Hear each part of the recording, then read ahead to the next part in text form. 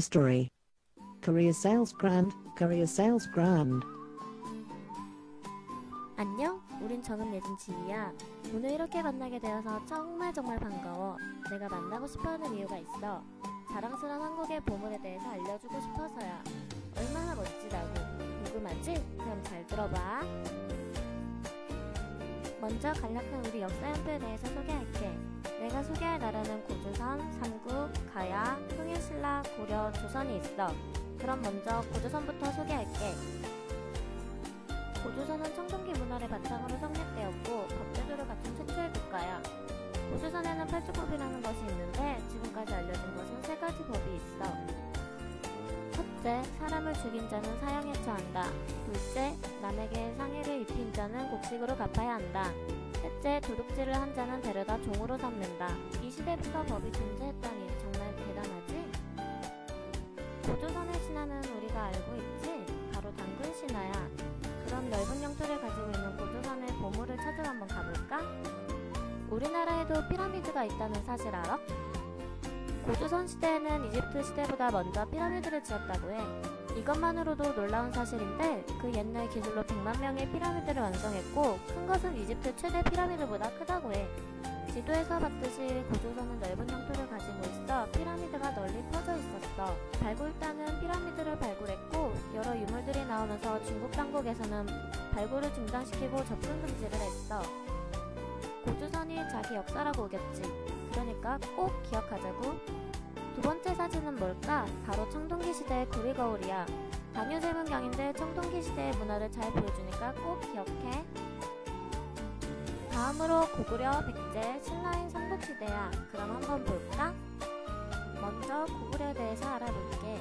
지금 나온 지도는 5세기 때 고구려가 가장 전성기인 장수왕 때의 사진이야.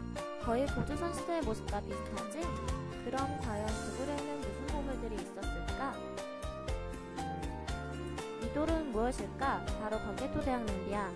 광개토대왕의 아들 장수왕이 세운 것으로 한국에서 가장 큰 비석이야. 이 비문에는 삼국의 정세, 일본과의 관계를 알려주는 금성문이 있어. 다음은 중국에 있는 고구려의 기단식 돌무지 무덤으로 대부분이 무너져 있어. 여러가지 상황으로 볼 때 광개토대왕릉비라고 보고 있는데 대왕릉 안으로 들어가면 무용총 수렵도가 있어. 다음으로 고구려에 있는 평양성이야. 두 번째 나라로는 백제야. 4세기 때 번성했어. 사진을 보면 다방면으로 진출했다는 것을 알 수 있지? 이제 백제의 보물을 보러 가볼까? 처음에 나온 사진은 금동대왕묘인데 창의성과 조형성이 뛰어나 백제시대의 공예와 미술문화, 종교와 사상 등을 파악하게 해주는 귀중한 작품이야.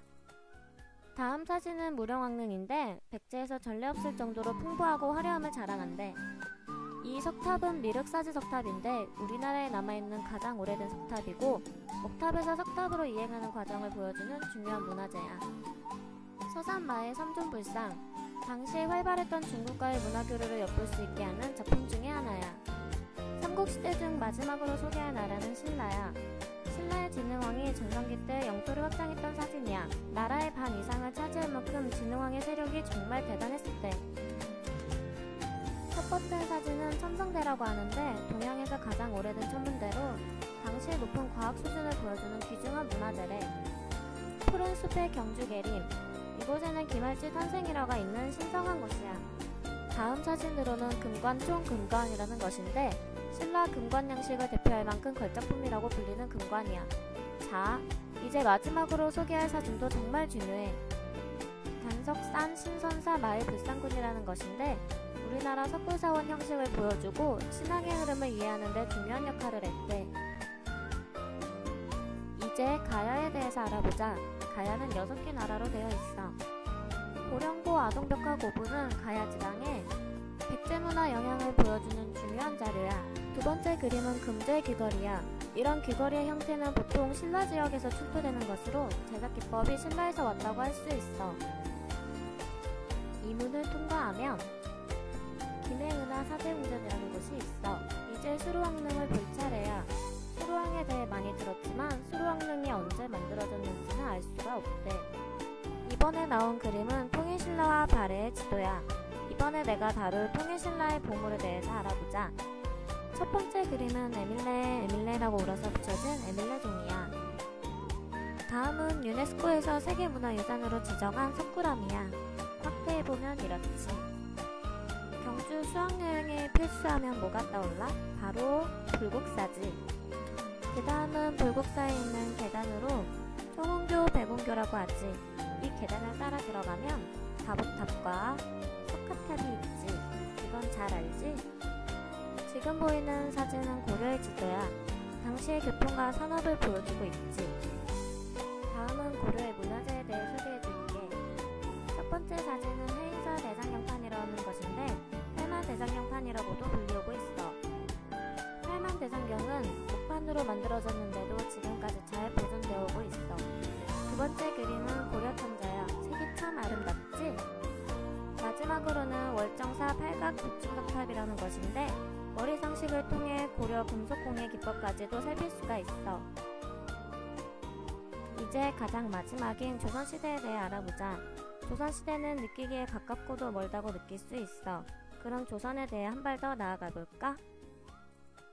첫 번째 사진은 훈, 민, 정, 흠. 두 번째 사진은 원각사지 십층석탑인데 고려시대 경천사 십층석탑을 모방하여 만들었대. 수원에 있는 화성, 이곳은 군사적 방어 기능과 상업적 기능을 함께 보유하고 있어 실용적인 구조로 동양 성곽의 백미라고 평가받고 있대. 화성을 만드는 데 사용한 고중기, 다산 정약용이 고안한 것으로 도르래의 원리를 이용하여 만든 것이래. 이 사진은 보르각 작용로인데 자동 시보 장치의 물시계로 사용되었어. 춘천이는 천체의 운행과 그 위치를 측정했던 기구이고, 앙부일구는 해시계로 사용되었고, 일성 정시위는 낮과 밤의 시간을 재는 데 사용하는 의기였대. 간이는 천문대에 설치되었어. 조선시대는 과학이 많이 발달되었지. 이번 그림은 익숙한 그림인데 흥인지문이라고도 해. 우리나라의 보물 1호지. 숭례문은 국보 제1호로 지정되어 있어. 다음은 광화문이고 생소할 수도 있는데 돈이문이라고 하는 조선시대의 성문이야. 다른 문들과는 달리 문화재로 지정되어 있지 않대. 그림을 잘 보면 왼쪽 성곽이 손실되어 있는 것을 알 수 있지. 외세의 침략으로 무너진 거래. 역사의 슬픔이지. 마지막은 보너스야. 차례대로 보면 창덕궁 안에 있는 비원, 창경궁, 덕수궁, 경복궁이야. 조선시대 궁이 참 아름답지? 어때? 우리나라의 아름다움을 느낄 수 있었어? 우리나라의 문화재에 좀 더 관심을 갖고 찾아보면 우리가 잘 알지 못하는 보물들이 이곳저곳에 있을 거야. 시간이 짧아서 다 설명하지 못해서 정말 아쉬워. 그래도 인터넷을 통해 원하는 정보를 얻을 수 있을 거야. 아! 벌써 헤어질 시간이네. 알려준 내용 기억해서 친구들에게 전해봐. 우리들의 보물이니까. 만나서 반가웠어. 그럼 안녕.